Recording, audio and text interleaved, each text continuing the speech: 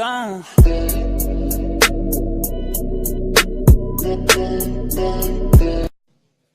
Hi, Dr. Peterson. Over the last couple of weeks and further back, you talk a lot about consciousness and the importance of it. And I was hoping to get your opinion on an issue of consciousness that has often seen Christianity, among other groups, and politics kind of clash. So I'm hoping to get your views on the consciousness or lack thereof of a human fetus and how that's impacted your views on abortion, whatever they are, and any legislation. Oh.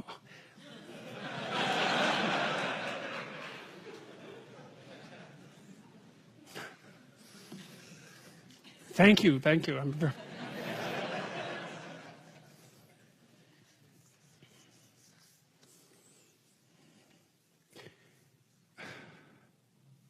Okay, so the first question is, do I have an answer for that that's a good enough answer to actually reveal? No, I don't, but I can flail about a little bit around it. Abortion is clearly wrong.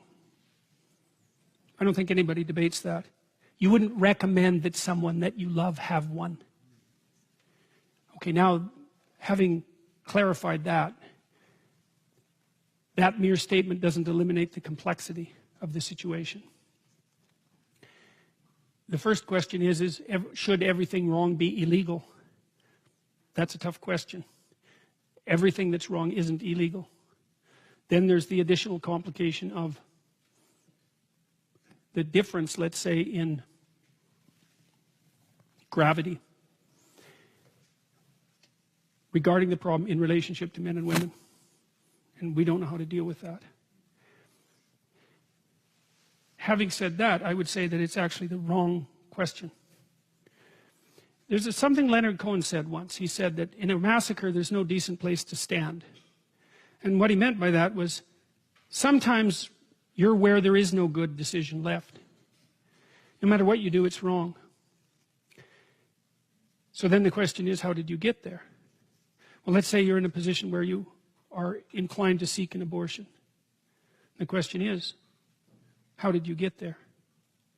Now, we have a lot to straighten out about the sexual relationships between men and women in the modern world.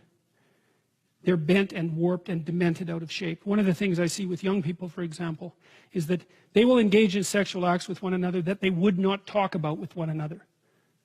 I mean, couples will do that for that matter, like married couples will do that, but they're married, that's a different story.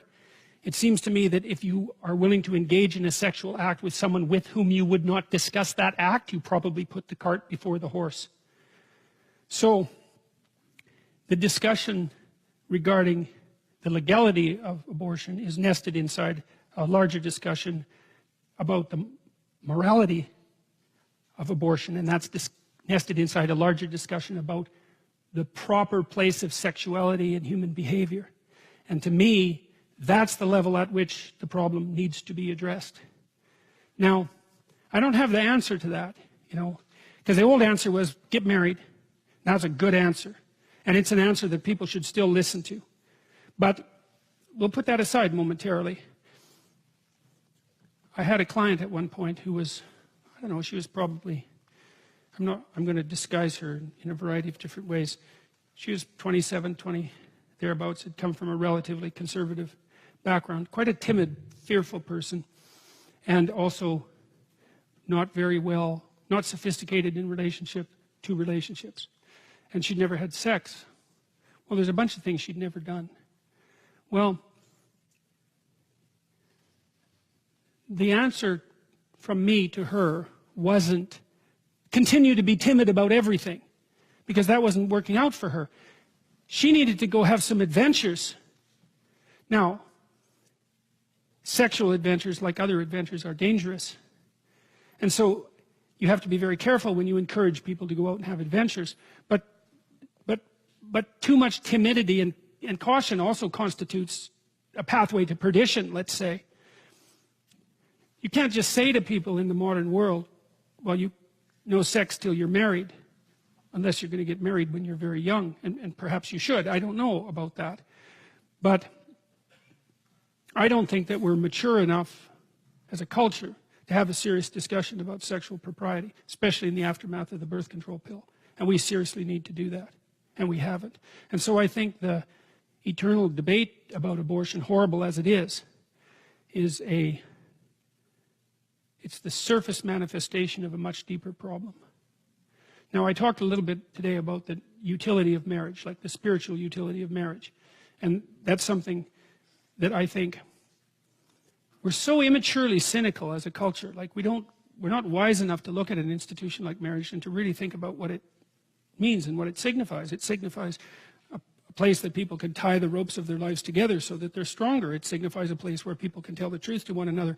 It signifies a place where sexuality can properly be integrated into life. That's no easy task. It's a place where children, at least in principle, can be put first and foremost as they should be once they exist. And so there's a much broader discussion that has to happen, I think, before any concentration on the legality of abortion is liable to get anywhere at all. That's what it looks like to me. So that's the best I can do with that question.